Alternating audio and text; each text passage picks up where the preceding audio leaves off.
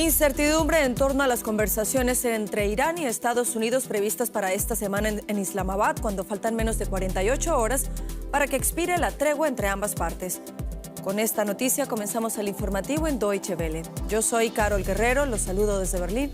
Arrancamos con titulares. Desde Teherán llegan versiones contradictorias en torno a si Irán participará o no en las negociaciones con Estados Unidos previstas en Pakistán. La tensión entre ambas partes ha ido en aumento luego de que la Armada estadounidense incautara un buque de carga iraní cerca del estrecho de Hormuz. Brasil es el país invitado en la actual edición de la Feria Industrial de Hannover. El presidente brasileño Luis Inácio Lula da Silva y el canciller alemán Friedrich Merz han anunciado su intención de duplicar su intercambio comercial en los próximos años. En Bulgaria, la coalición de centro-izquierda del expresidente Rumen Radev gana las elecciones parlamentarias por una amplia mayoría. El euroescéptico promete estrechar lazos con Moscú.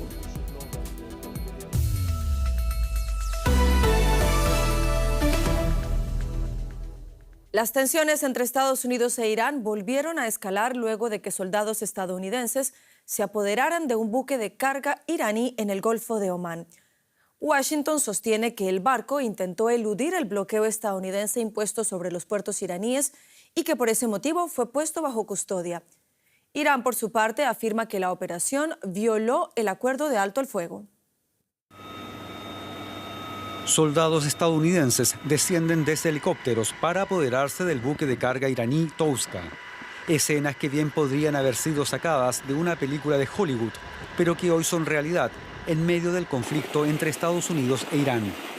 La incautación del Touska es la primera desde que Washington impuso un bloqueo a los puertos iraníes la semana pasada.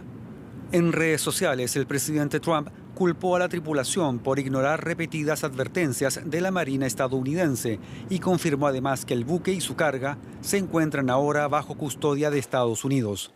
Se trata del episodio más reciente de un conflicto que ya lleva meses entre Washington y Teherán y que ha tenido efectos devastadores en el comercio mundial, especialmente en el transporte de petróleo por el estrecho de Hormuz. Irán calificó la incautación como piratería y como una violación a la tregua de 2 semanas en vigor desde el 7 de abril. Además, prometió consecuencias para Estados Unidos. Seguimos en estado de guerra. Aunque supuestamente se ha anunciado un alto el fuego, lamentablemente se trata de una tregua que ha sido violada repetidamente por Estados Unidos desde el inicio. Luego vinieron declaraciones señalando que los puertos y buques iraníes serían atacados, lo que solo complicó aún más la situación. Teherán rechazó participar en la próxima ronda de conversaciones de paz con Estados Unidos en la capital pakistaní Islamabad y señaló como principales obstáculos el bloqueo naval y lo que considera exigencias poco realistas. La persistente incertidumbre en torno a las negociaciones entre Estados Unidos e Irán provocó este lunes un nuevo y marcado aumento de los precios mundiales del petróleo y por ahora no se vislumbra el fin del conflicto. Ampliamos ahora informaciones con el periodista José Díaz Briceño, a quien saludamos a esta hora en Washington. José, buenas tardes. A propósito de las posibles negociaciones en Pakistán que deberían tener lugar esta semana, ¿qué se dice ahí en Washington?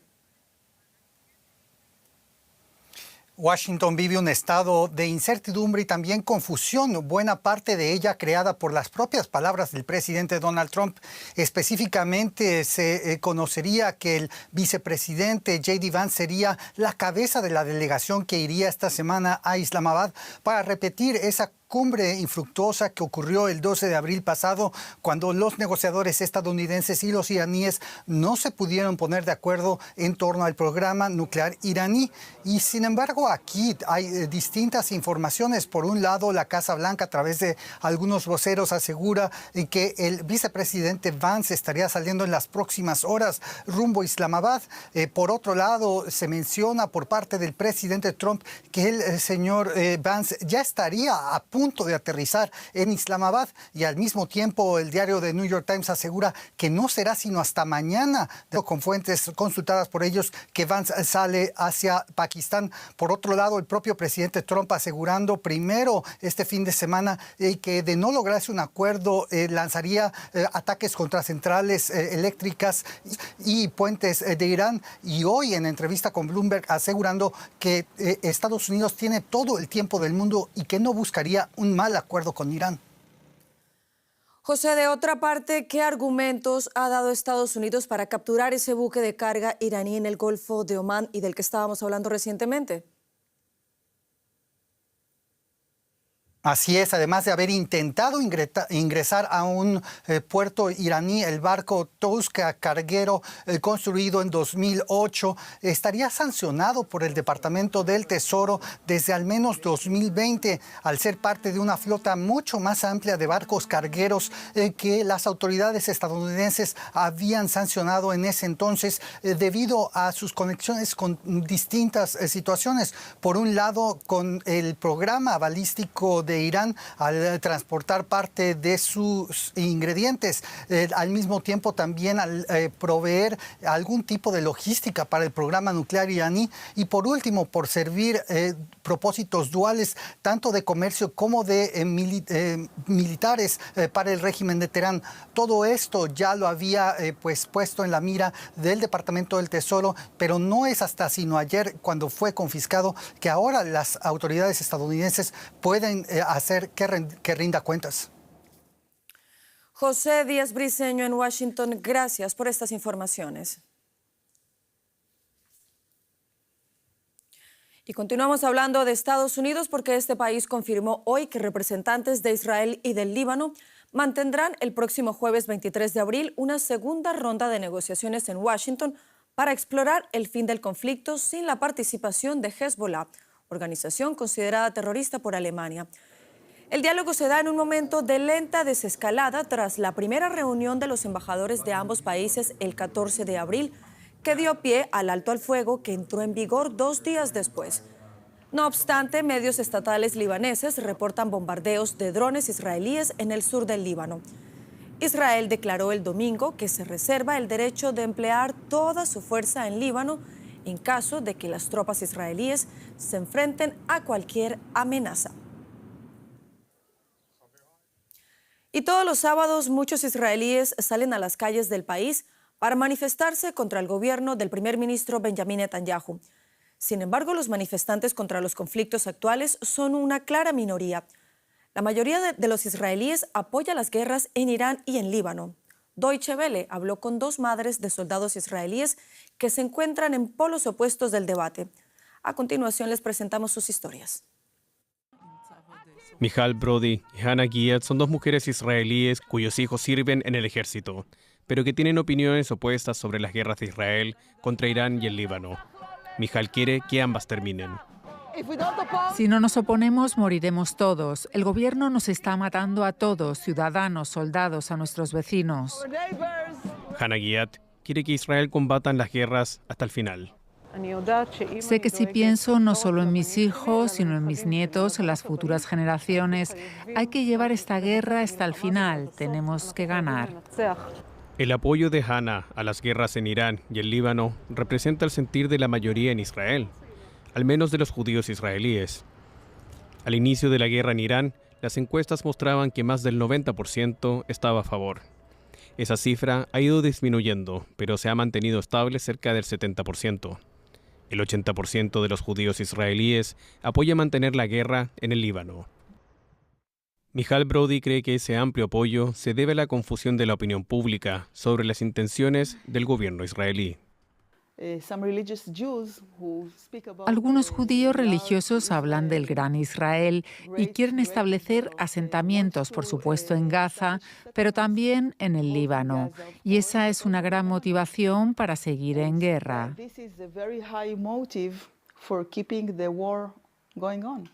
El término Gran Israel solía referirse a los territorios palestinos ocupados, incluidos el este de Jerusalén, Cisjordania y Gaza.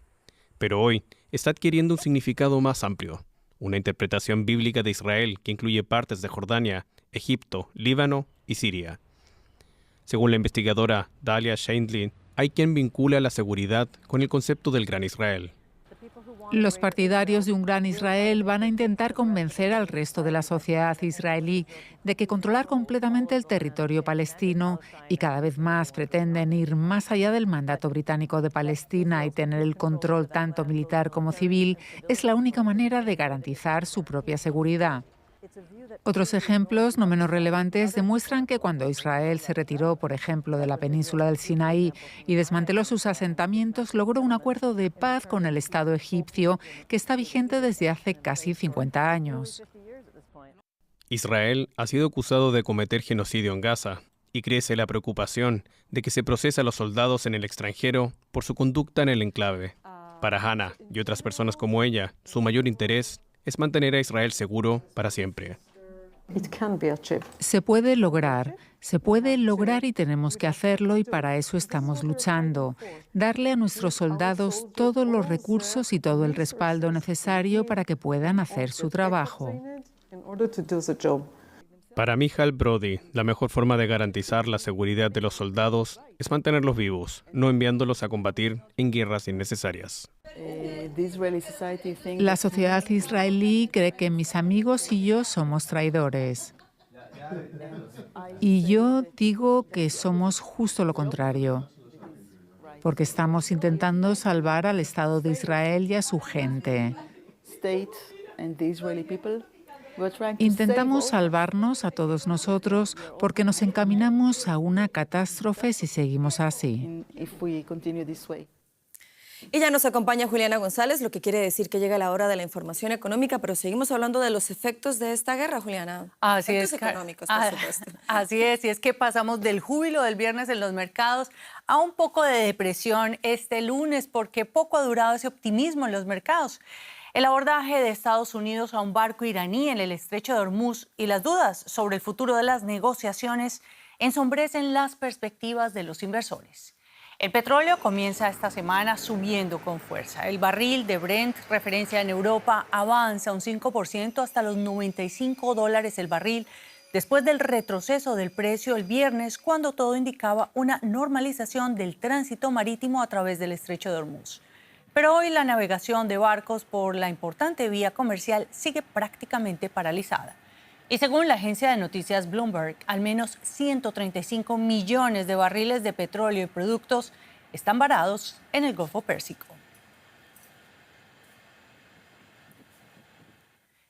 Y la guerra trae también curiosidades. En medio de la crisis energética desatada por la guerra en Irán, crece el interés por el auto eléctrico.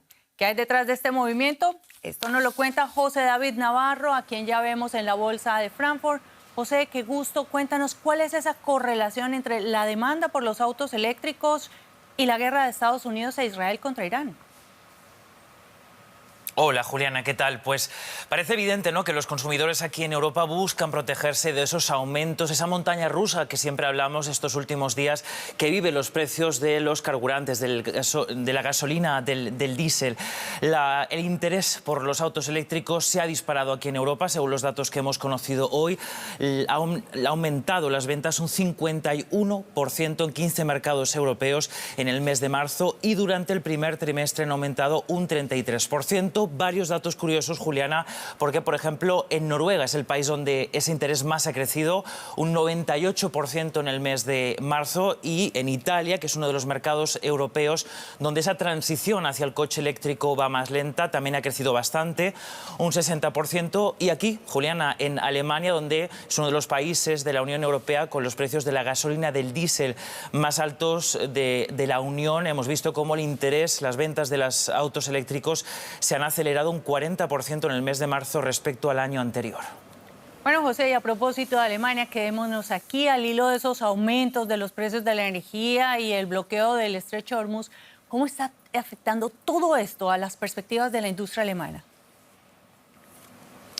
Pues el mayor temor, Juliana, es que ese crecimiento, esa recuperación que estábamos viendo en la economía alemana se pare. Según la agencia de noticias Reuters, esta misma semana el gobierno alemán podría anunciar una reducción importante de los pronósticos de crecimiento. Según Reuters, el gobierno podría reducir del 1% al 0,5% las perspectivas de crecimiento para este año. En el inicio de la importante feria comercial de Hannover, aquí en Alemania, el presidente de la Federación de Industria Alemana advierte de la que el uso de capacidad industrial en Alemania está en el 78%, es decir, un nivel que ya de por sí es muy bajo, y dice que debido a la situación en Oriente Próximo, la situación podría ir a peor y que ya no cree que este año pueda haber un crecimiento de la producción industrial en un país que vive de las exportaciones como es Alemania.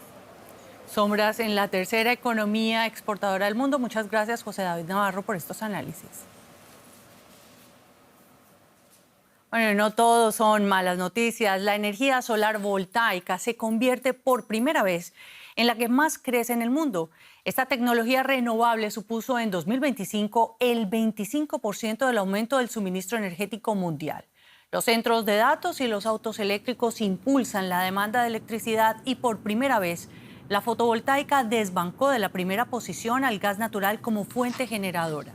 El petróleo mantuvo su crecimiento, pero muy debilitado, prueba del proceso imparable de la reducción de los combustibles fósiles en esa matriz energética mundial. Esa significativa ralentización del apetito por el petróleo tiene que ver con su sustitución como energía de propulsión en el transporte, como lo habíamos dicho, con un 25% el año pasado de las ventas de autos eléctricos en el mundo.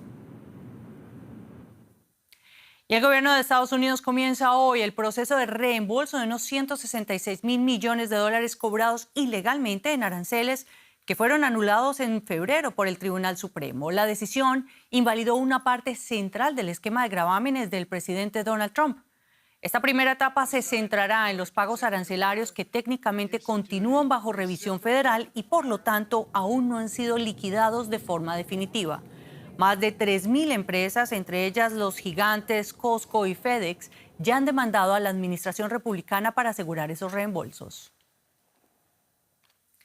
Y Alemania y Brasil quieren duplicar su intercambio comercial en los próximos años. El canciller Friedrich Merz lo anunció este lunes en la feria de Hannover, donde Brasil es el país invitado. Merz destacó el acuerdo de libre comercio entre la Unión Europea y el Mercosur, que entra en vigor provisionalmente el próximo 1 de mayo, como palanca para este salto. El volumen bilateral ya supera los 20.000 millones de euros, pero Merz fue directo.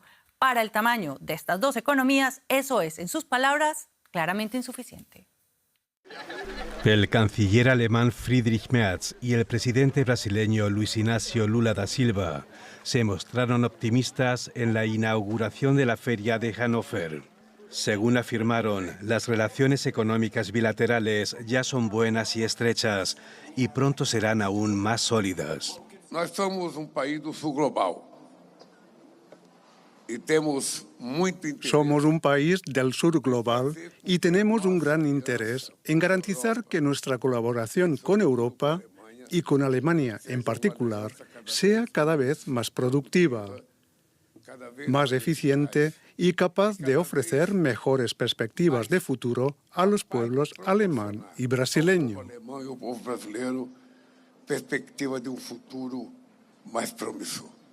Sobre todo gracias al acuerdo con el Mercosur, se prevé que el comercio siga creciendo rápidamente. Brasil podría ayudar a la Unión Europea a reducir los costes energéticos y a descarbonizar la industria.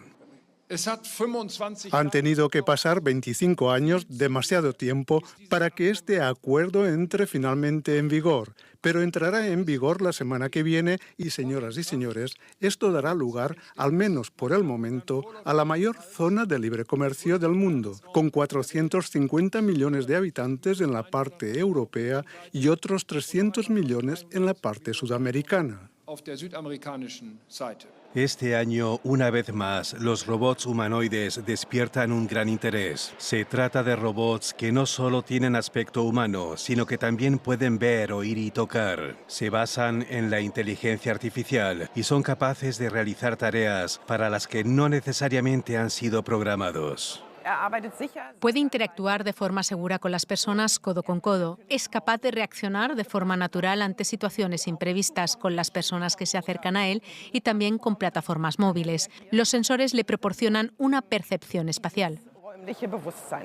Los robots humanoides son también un ejemplo de la presión competitiva a la que se ve sometida la industria alemana. Los productos de la competencia procedentes de Asia, especialmente de China, suelen ser más baratos, se desarrollan más rápidamente y en ocasiones son incluso de mejor calidad. En la feria de Hannover hay alrededor de 3.000 expositores procedentes de casi 60 países. Todos ellos intentan causar buena impresión entre las empresas europeas con sus nuevos productos. Bueno, también hay empresas, robots y espacio para la política en el marco de esta feria, Carol. Por supuesto que sí, Juliana, en particular con ese encuentro entre el canciller Friedrich Merz y Lula da Silva. Y es que en el marco de esta feria de Hannover, el canciller federal de Alemania, Friedrich Merz, aseguró este lunes que no hay ningún motivo para que Estados Unidos ataque a Cuba tras meses de presión del presidente Donald Trump sobre la isla. Según Merz, pese a todos los problemas políticos internos que Cuba tiene con su régimen comunista, no hay ninguna amenaza perceptible que emane de La Habana, hacia otros países, por lo que no se justifica una intervención militar, según el canciller federal de Alemania. Escuchemos. La capacidad de defensa no significa tener el derecho a intervenir militarmente en otros estados cuando los sistemas políticos de esos países no se ajustan a lo que otros consideran deseable. Desde mi punto de vista, la situación es clara y considero que en este momento Estados Unidos de América no tienen motivo alguno para iniciar una acción de este tipo. Y de otra parte, Alemania convocó este lunes al embajador ruso en Berlín, Sergei Nechayev, tras amenazas directas de Moscú contra objetivos en territorio alemán. El Ministerio de Exteriores calificó esas amenazas como un intento de debilitar el apoyo alemán a Ucrania y de poner a prueba la unidad occidental. Advirtió además que Alemania no se dejará intimidar. Ya en diciembre pasado, Rusia tuvo que responder por un presunto ataque cibernético y una campaña de desinformación durante la campaña electoral alemana. Berlín acusa a Moscú de buscar dividir a la sociedad alemana y de erosionar la confianza en sus instituciones. Continuamos en Europa porque Bulgaria da un giro político radical. Tras una década de poder conservador, los búlgaros han elegido por mayoría aplastante al partido de centro-izquierda Bulgaria Progresista. Los resultados oficiales no se publicarán hasta el miércoles, pero la organización liderada por el expresidente Rumen Radev ha obtenido más del 44% de los votos. Según observadores, las promesas de estabilidad de Radev y sus esfuerzos por combatir la corrupción habrían contribuido a ganarse la confianza de los votantes. En Sofía, la capital de Bulgaria, se inicia un nuevo ciclo que celebran sobre todo los partidarios del expresidente Rumen Radev. El líder de la coalición progresista se ha impuesto en las elecciones del fin de semana. Tras el cierre de las urnas, Radev afirmó que es hora de emprender un nuevo rumbo. La Bulgaria progresista ha obtenido una victoria contundente. Es una victoria de la esperanza sobre la desconfianza, una victoria de la libertad sobre el miedo y, por último, es una victoria, por así decirlo, de la moralidad, porque el pueblo ha rechazado la complacencia y la arrogancia de los viejos partidos y no ha sucumbido a las mentiras ni a la manipulación. Gracias una vez más por su confianza. El partido gobernante hasta ahora, el GERB, de centro-derecha, quedó en el segundo lugar con apenas 13% de los votos.